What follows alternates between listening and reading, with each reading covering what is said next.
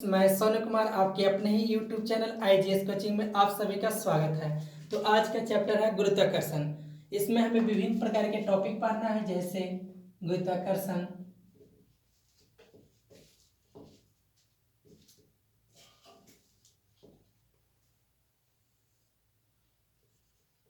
ग्रहों की गति,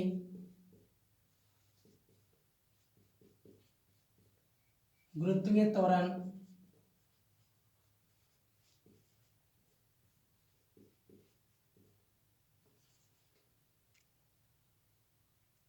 उपग्रह। इस तरह से विभिन्न प्रकार के टॉपिक पढ़ना है इसके अंदर। लेकिन हम गुरुत्वाकर्षण के फिर चर्चा करते हैं थोड़ी सी कि आखिर गुरुत्वाकर्षण का मतलब होता है किसी भी चीज को अपने तरफ खींचना। तो गुरुत्वाकर्षण के बारे में सबसे पहले हमारे भारतीय गणितज्ञ ब्रह्मगुप्त ने बोला कि कोई भी चीज कोई भी वस्तु को पृथ्वी अपने तरफ खींचती है, अर्थात अट्रैक्शन करती है। किसके कारण? गुरुत्वाकर्षण बल के कारण। सिर्फ इतना ही उन्होंने बताया, इसके से ज्यादा और उन्होंने कुछ खास जानकारी नहीं दी। उसके बाद हमारे 17वीं शताब्दी में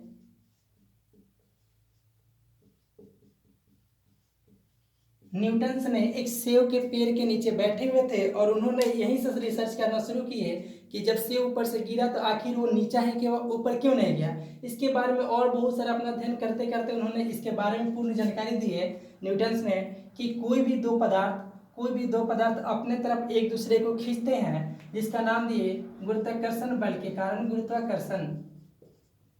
गुरुत्वाकर्षण बल दो वस्तुओं की एक तरफ खींचना। जैसे हम अगर मान सकते हैं कि ये चंद्रमा है, ये पृथ्वी है, ये पृथ्वी है, तो चंद्रमा पृथ्वी के चारों तरफ चक्कर लगाते हैं और पृथ्वी, मान लीजिए सूर्य है, ये सूर्य है, तो पृथ्वी सूर्य के चारों लगाते हैं चक्कर। ताकि ऐसा क्या कारण है कि चंद्रमा और पृथ्वी दोनों ही सूर्य के चक्कर क्यों नहीं लगाते हैं, हम सोच सकते हैं। लेकिन इसके बारे में इन्होंने बताया कि अगर जो बड़ा हो उसका कैपिटल एम अर्थात बड़ा एम और छोटा और अगर छोटा एम लेते हैं तो उन्होंने बोले कि गुरुत्वाकर्षण बल अर्थात ए प्रोपोर्शनल अर्थात अनुक्रमानुपाती दोनों के गुणनफल अर्थात एम एम और दोनों के बीच की दूरी आर से इंडिकेट किए, आर उनके वर्गों के व्युत्क्रमानुपाती होती है। अर्थात ये चंद्रमा इसके इसलिए चक्कर नहीं लगाते हैं क्योंकि इसके तुलना में इससे दूरी बहुत ज्यादा हो जाएंगे। तो इन्होंने दो चीज बताया, एक मास और इसके तुलना में इसका मास भी बहुत कम होगा सूर्य के तुलना में। लेकिन पृथ्वी जो है वो सूर्य की काफी नजदीक है अकॉर्डिंग टू, जैसे जिस तरह से पृथ्वी चंद्रमा से नजदीक है, सूर्य से नजदीक पृथ्वी है, तो पृथ्वी सूर्य के चक्कर लगाएंगे और चंद्रमा पृथ्वी के चक्कर लगाएंगे। इस तरह से हमारे न्यूटन्स ने बताया थे गुरुत्वाकर्षण बल के बारे में। और ये एफ जब ये अनुक्रमानुपाती को हटाए थे तो बराबर लगाकर एक कांस्टेंट वैल्यू जी लगाए थे और एम एम बटा आर स्क्वायर। तो फिर आगे चलते हैं। सभी ग्रहों का अपना अपना आकर्षण होता है। न्यूटन्स ने बताया, सबसे पहले प्राचीन गणितज्ञ ब्रह्मगुप्त ने बताया कि पृथ्वी का आकर्षण शक्ति होता है। 17वीं शताब्दी में सर आइजैक न्यूटन ने गुरुत्वाकर्षण नियम दिया। उन्होंने बताया कि वस्तुओं के पृथ्वी की ओर आकर्षित होने का कारण पृथ्वी का गुरुत्वाकर्षण बल है। अर्थात इसी प्रकार से सभी पिंडों में वो आकर्षित होने का कारण गुरुत्वाकर्षण बल ही होता है। जिसका द्रव्यमान ज्यादा होगा उसमें गुरुत्वाकर्षण बल ज्यादा होगा, जिसका कम होगा उसका गुरुत्वाकर्षण बल कम ही होता है। उन्होंने ये भी स्पष्ट किया कि इसी बल के कारण पृथ्वी तथा अन्य ग्रह सूर्य की परिक्रमा करते हैं। जैसे पृथ्वी के अलावा और भी बहुत सारे ग्रह हैं, वो सभी इसी बल के कारण सूर्य की परिक्रमा करते हैं और इसी बल के कारण चंद्रमा अपनी कक्षा में गति करता है। यह एक सार्वत्रिक बल है। हाँ, देखते हैं आगे। ब्रह्मांड में प्रत्येक कण अन्य सभी कणों को अपनी ओर एक बल से आकर्षित करता है जो उन दो कणों के द्रव्यमानों के गुणनफल के अनुक्रमानुपाती व उनके बीच की दूरी के वर्ग के व्युत्क्रमानुपाती होती है। फिर उन्होंने इस प्रकार यदि m1 और m2 दो पिंडों के द्रव्यमान हो और r उनके बीच की दूरी हो तो गुरुत्वाकर्षण बल अर्थात F प्रोपोर्शनल m1 m2 बटा r स्क्वायर, जब ये अनुक्रमानुपाती को हटाएंगे तो तो ए बराबर इसके जगह पर एक कांस्टेंट हो जाएगा और जी इंटू m1 m2 बटा आर स्क्वायर, जहाँ जी बराबर 6.67 गुने 10 का पावर -11 न्यूटन मीटर स्क्वायर पर किलोग्राम स्क्वायर होती है। यह कैसा है? तो यह एक अदिश राशि है।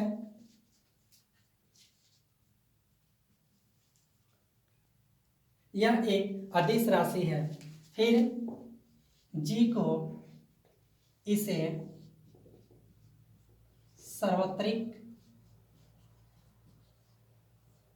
गुरुत्वीय स्थिरांक कहते हैं। सार्वत्रिक अर्थात हम यहाँ पर ये देख सकते हैं कि m1 m2 अर्थात दो पिंड, जैसे मान लीजिए एक पिंड ये एक पिंड ये, अगर ये दोनों पिंडों की ये r दूरी हुआ तो ये m1 और ये m2 तो दोनों अपने तरफ एक दूसरे को खींचेंगे और जिसके मास ज़्यादा होगा वो अपने तरफ अट्रैक्शन से करने की कोशिश करेगा, अर्थात अट्रैक्शन करेगा। तो इस तरह से g का वैल्यू होता है 6.67 गुने 10 का पावर -11 न्यूटन मीटर स्क्वायर पर किलोग्राम स्क्वायर। यह कैसा है? तो यह अदिश राशि है। इसे सार्वत्रिक गुरुत्वीय स्थिरांक भी कहते हैं। अगर इसका मान जैसे कोई दो वस्तुओं के लिए g का मान अर्थात ये कैपिटल बड़ा जी है, एक होती है छोटा g जिसका भी वैल्यू 9.8 मीटर पर सेकेंड स्क्वायर होते हैं पर सेकेंड स्क्वायर। ये वैल्यू अलग है और ये वैल्यू अलग है, दोनों अलग अलग है। इसका जी का मान ब्रह्मांड में कहीं भी समान रहता है लेकिन ये सभी जगह चेंज करते रहता है। तो इस तरह से हमारा गुरुत्वाकर्षण के बारे में कुछ जानकारियाँ खत्म हुई। अब हम शुरुआत करते हैं गुरुत्वीय त्वरण के बारे में। गुरुत्वीय त्वरण, गुरुत्वीय त्वरण नेक्स्ट टॉपिक है मेरा गुरुत्वीय त्वरण। नेक्स्ट टॉपिक गुरुत्वीय त्वरण, जी में परिवर्तन।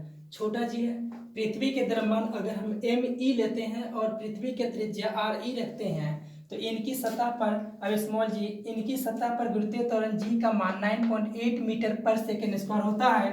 यह एक सदिश राशि है।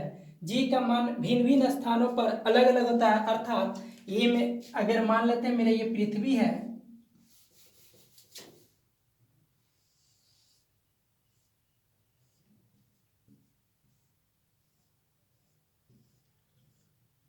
अगर ये पृथ्वी है तो ये ध्रुव हुआ अर्थात उत्तरी ध्रुव नॉर्थ पोल और ये मेरा साउथ पोल अर्थात दक्षिणी ध्रुव। एक दक्षिणी ध्रुव और एक उत्तरी ध्रुव दोनों अलग अलग होता है। फिर एक विषुवत रेखा अर्थात ये रेखाओं पे यानी कि भिन्न भिन्न जगह ये जगह ये जगह ये जगह सभी जगह जो स्मॉल जी का वैल्यू होता है ये फिक्स 9.8 नहीं होता है, कहीं ज़्यादा तो कहीं कम, अर्थात ये डिपेंड करता है आर पे। देखते हैं किस तरह से। यह एक सदिश राशि है। जी का मान भिन्न भिन्न स्थानों पर अलग अलग होता है। यदि बल F वस्तु का भार है अर्थात जो W हम लोग कहते हैं F बराबर mg अर्थात इसी को हम लोग वेट बराबर mg कहते हैं, अर्थात इसको हम भार कहते हैं। भार भी जी की ही तरह होती है, ये भी अलग अलग भिन्न भिन्न स्थानों पर अलग अलग इसका मान होते हैं। वस्तु पर लगने वाला आकर्षण बल हमने अभी कुछ देर पहले पढ़े हैं कि ए बराबर जी एम ई एम बटा आर स्क्वायर, अर्थात वहाँ पर कोई भी वस्तु अगर पृथ्वी को लेते हैं और एक दूसरा कोई भी ग्रह या कोई भी वस्तु को मान सकते हैं एम अर्थात पृथ्वी, कोई पृथ्वी के साथ कोई वस्तु, चंद्रमा के साथ कोई वस्तु, सूर्य के साथ कोई ग्रह, इस तरह से दोनों के बीच की दूरी को हम ज्ञात करेंगे। तो यहाँ से अगर हम दोनों लेफ्ट साइड का एफ बराबर है, लेफ्ट साइड बराबर तो राइट साइड भी बराबर होगा और हम ज्ञात कर सकते हैं कि एम जी बराबर जी एम ई अर्थात मास ऑफ अर्थ और एम किसी वस्तु का द्रव्यमान, ये अर्थ ऑफ रेडियस अर्थात पृथ्वी की त्रिज्या ए रहे। यहाँ से एम एम आपस में कैंसिल हो जाएगा तो स्मॉल जी बराबर छोटा जी बराबर जी एम ई बट्टा आर ई स्क्वायर। इसका मतलब हुआ ये पृथ्वी की मास हो गया अर्थात द्रव्यमान और ये पृथ्वी की त्रिज्या हो गया। तो हम यहाँ से ज्ञात करते हैं कि जी का आखिर डिपेंड किस पर कर रहा है, तो छोटा एम अर्थात कोई वस्तु, यहाँ पर एम जो होती है मास अर्थात ये द्रव्यमान किसी वस्तु के लिए, जिस तरह से अगर मान लीजिए सपोज दैट अगर मान लीजिए ये मेरा पृथ्वी है, कोई भी वस्तु है, कोई पिंड है, कोई छोटी सी वस्तु है, अगर ये गिर रहा है पृथ्वी पे, तो यहाँ पर इसके मास जी के वैल्यू के लिए मास से कोई मतलब नहीं है, क्योंकि यहाँ पे मास और मास दोनों आपस में कट जा रहे हैं। ये डिपेंड कर रहे हैं किस वस्तु पर गिर रहा है उसके द्रव्यमान और दोनों के बीच की त्रिज्याओं पे, अर्थात ये अर्थ की जो इसके त्रिज्याओं पे अर्थात पृथ्वी की त्रिज्या से डिपेंड करते हैं। तो हमारा जी का मान है वो भिन्न भिन्न जगहों पर चेंज करेगा, लेकिन इसी कारण है कि हम कोई भी वस्तु को जब नीचे की तरफ गिराते हैं तो नगन हवाओं को अगर उसको नहीं रोके तो उस अवस्था में किसी भी दो भिन्न भिन्न वस्तुओं को गिराएंगे तो सभी वस्तुएं एक साथ हमारे पृथ्वी पर गिरते हैं। क्योंकि एम से एम आपस में कट जा रहे हैं तो यहाँ पर कोई भी वस्तु का द्रव्यमान से कोई मतलब नहीं है और मेरे सभी वस्तुएं एक समान वेग से गिरेंगे हमारे पृथ्वी तक। इस तरह से हम यहाँ पर जी का वैल्यू निकालें और हम ज्ञात कर सकते हैं कि जी का आखिर कहाँ कहाँ चेंज करेगा। तो जी ME/RE का स्क्वायर, अर्थात ये त्रिज्या, तो हमारा जो पृथ्वी है उसमें भिन्न भिन्न जगहों पे त्रिज्या भी चेंज होती रहती है, जैसे दक्षिणी उत्तरी ध्रुव और विषुवत रेखा, तो सभी जगह त्रिज्याएं का मान भी कम और ज्यादा होती है। उसका तो द्रव्यमान कांस्टेंट रहेंगे लेकिन त्रिज्याएं चेंज करेंगे। तो हम देखते हैं कि त्रिज्या आखिर चेंज कहाँ कहाँ करता है। तो एक ध्रुव पे, विषुवत रेखा पे,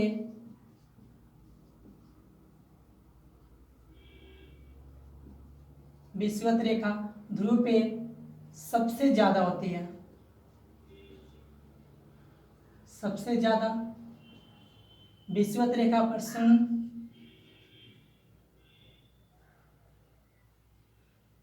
अगर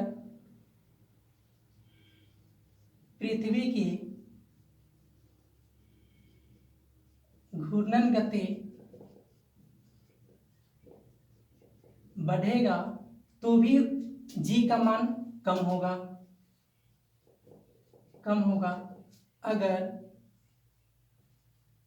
पृथ्वी की घूर्णन गति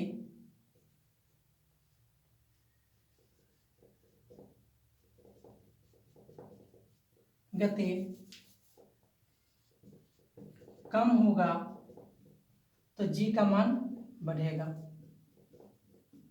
और केंद्र पे मान 0 होता है। इस तरह से हम देखें कि जी का मान केंद्र पर 0 होगा, ध्रुव पे सबसे ज्यादा, विषुवत रेखा पे भी, यहाँ विषुवत रेखा पर 0 नहीं जबकि कम होती है, विषुवत रेखा पर कम होती है, सब केंद्र पे 0, ध्रुव पे सबसे ज्यादा, विषुवत रेखा पर कम, अर्थात पृथ्वी की घूर्णन गति बढ़ेगा तो कम होगा जी का मान, पृथ्वी की घूर्णन गति कम होगा तो जी का मान बढ़ेगा। अब हम देखते हैं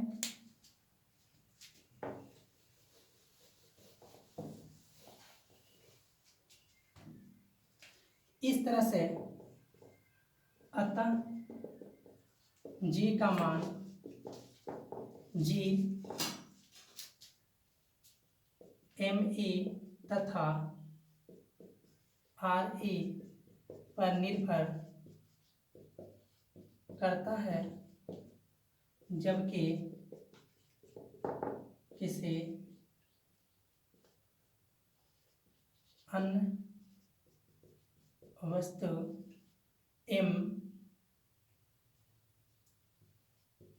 के द्रव्यमान पर निर्भर नहीं करता है। तो इस तरह से हमने देखे कि अतः जी का मान कैपिटल जी ME तथा RE अर्थात पृथ्वी की द्रव्यमान, पृथ्वी की त्रिज्या पर निर्भर करता है, जबकि किसी अन्य वस्तु अर्थात जो एक और जो छोटा m था वो द्रव्यमान पर निर्भर नहीं करता है। तो इस तरह से हम सीख गए कि जो जी होता है वो आखिर कभी कभी इस पर न्यूमेरिकल भी हमारा बनता है और देता रहता है। तो इस तरह से हमने ये r जो है त्रिज्या है, घटेंगे बढ़ेंगे, जैसे मान लीजिए हम ये मेरा पृथ्वी है और अगर हम इतनी ही दूरी ले रहे हैं, चाहे कोई और ऊंचाई ले रहे हैं, कम ले रहे हैं, तो भी हमारा जी का मान घटते बढ़ते रहता है, या मतलब इस तरह से हमारा चेंज करते रहता है। तो इस तरह से हम एक और पॉइंट बना सकते हैं कि इस प्रकार हवा का प्रतिरोध नगण्य रहने पर रहने पर गुरुत्व के अधीन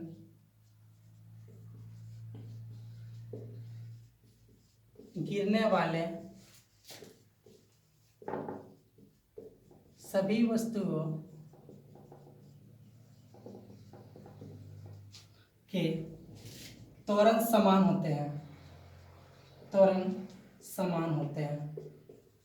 इस तरह से हम देखिए जी के बारे में थोड़ी सी जानकारी, और हम थोड़ा सा और इसके जानकारी पाते हैं कि अगर पृथ्वी, मान लीजिए कि अगर मेरा, तो आइए फिर जी तथा जी में अंतर, अर्थात कैपिटल जी और छोटा जी में क्या अंतर है। तो कैपिटल जी अर्थात जी एक सार्वत्रिक नियतांक है जो पहले हम लिखे हैं, जिसका मान उनके द्रव्यमान, उनके बीच की दूरी, माध्यम, समय, ताप इत्यादि पर निर्भर नहीं करता तथा ब्रह्मांड के सभी वस्तुओं के लिए एक ही होता है, जबकि जी का मान पृथ्वी, चंद्रमा, सूर्य, मंगल इत्यादि के लिए भिन्न भिन्न होता है। क्यों? क्योंकि अभी हमने लिखे हैं कि जी इक्वल टू जी ME/RE², अर्थात यहाँ पर अर्थ के बदले मून कर देते हैं, ठीक है, तो मून के लिए अलग हो जाएंगे, यहाँ भी मून हो जाएंगे। अगर सन करते हैं तो सन के लिए अर्थात सन का द्रव्यमान, सूर्य का द्रव्यमान ज्यादा होंगे, त्रिज्या भी ज्यादा होंगे, चंद्रमा का द्रव्यमान भी कम होगा, त्रिज्या भी कम होगा। तो इस तरह से हमारा ये भी कम हो जाएगा, क्योंकि ये वैल्यू, ये तो मेरा कांस्टेंट है कि 6.67 × 10 का पावर -11 न्यूटन मीटर स्क्वायर पर किलोग्राम, ये मेरे कांस्टेंट रहेंगे। लेकिन ये द्रव्यमान और त्रिज्या चेंज करेंगे तो जी का भी वैल्यू चेंज करेंगे। इस तरह से हम कह सकते हैं कि सभी वस्तुओं के लिए एक, जबकि जी का मान पृथ्वी, चंद्रमा, सूर्य, मंगल इत्यादि के लिए भिन्न भिन्न होता है। फिर अब आखिर भिन्न भिन्न भी होता है, तो ये तो खैर दूसरे जगह के लिए हो गया, सभी ग्रह, चंद्रमा, जो भी चीज के लिए। लेकिन अब हम मानते हैं कि स्मॉल जी क्या कारण है कि हमारे भूमध्य रेखा पर कम तथा महत्तम ध्रुवों पर होती है, अर्थात ऐसा क्या कारण है कि ध्रुवों पर सबसे ज्यादा होती है और भूमध्य रेखा पर कम होती है। तो इसके दो कारण हैं। पहला होते हैं पृथ्वी के आकार, पहला पृथ्वी के आकार और दूसरा पृथ्वी के अपने अक्ष के चारों ओर घूमना। तो दो रीजन है, पहला पृथ्वी के आकार, दूसरा पृथ्वी के अपने अक्ष के चारों ओर घूमना। आखिर आकार जो होता है तो उसमें कैसा होता है और अक्ष के चारों ओर घूमना तो उसमें क्या ऐसा चेंजिंग करता है, चलिए हम देखते हैं फिर आगे। तो आइए हम डिफिनेशन दोनों देखते हैं। पृथ्वी के आकार अर्थात पृथ्वी का भूमध्य रेखीय व्यास ध्रुवीय व्यास से अधिक होना, अर्थात अभी हम देखे हैं कि पृथ्वी जो होती है इस आकार में लगभग होते हैं।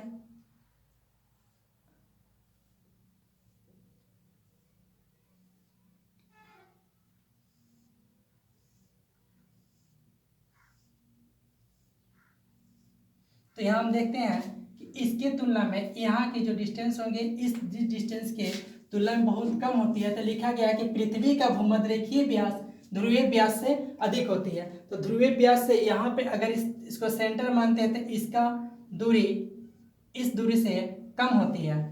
तो जिसके कारण क्या होते हैं, ये पृथ्वी का आकार के कारण जी का मान सबसे अधिक ध्रुवों पर हो जाती है और इसका डिस्टेंस ज्यादा होने के कारण जी का मान कम हो जाते हैं। दूसरा रीजन दिया है पृथ्वी का अपने अक्ष के चारों ओर घूमना, अर्थात पृथ्वी के घूर्णन का सर्वाधिक प्रभाव भूमध्य रेखा पर होती है। जब ये आपस में घूमते हैं पृथ्वी तो उसका सर्वाधिक प्रभाव भूमध्य रेखा पर होती है तथा ध्रुवों पर कम न के बराबर लगभग हो जाता है, अर्थात बहुत कम होती है ध्रुवों पर, जिसके कारण भी जी का मान सबसे अधिक ध्रुव पर है। तो इसके पूछेगा कितने कारण, तो दो कारण, पहला पृथ्वी का आकार और दूसरा पृथ्वी का अपने अक्ष के चारों ओर घूमना, दो कारण है। अब हम देखते हैं कि एक और कि हमारा जो पृथ्वी है इससे कोई भी वस्तु ऊपर या नीचे जाने पर जी का भी मान चेंज करते रहता है। जब पृथ्वी की सतह से, पृथ्वी के सतह से ऊंचाई के साथ जी का मान तथा जी का मान, तो हम अगर ऊंचाई के साथ लेते हैं तो जी एच बराबर जी इंटू 1 - 2h/r। ये मेरा हाइट ऑफ किसी भी वस्तु का h ऊंचाई हो गया, और g मेरा जो कॉन्स्ट अभी जो g का वैल्यू लिखे 9.8 मीटर पर सेकेंड, और r ये पृथ्वी की त्रिज्या में रहते हैं। जिस द्रव पिंड के लिए बोलेगा उसका हम द्रव्यमान लेंगे, और उस वस्तु से उसके ऊंचाई कितना देगा उसका हम वैल्यू लेंगे। तो पृथ्वी के सतह से ऊंचाई के g का मान, मतलब किसी भी ऊंचाई से g का, पृथ्वी के सतह से ऊंचाई g का मान gh = g × 1 - 2h/re। तो इस तरह से हम यहाँ देखें g ऊंचाई के साथ कर दीजिए। अब हम देखते हैं कि गहराई के साथ मिटाते हैं।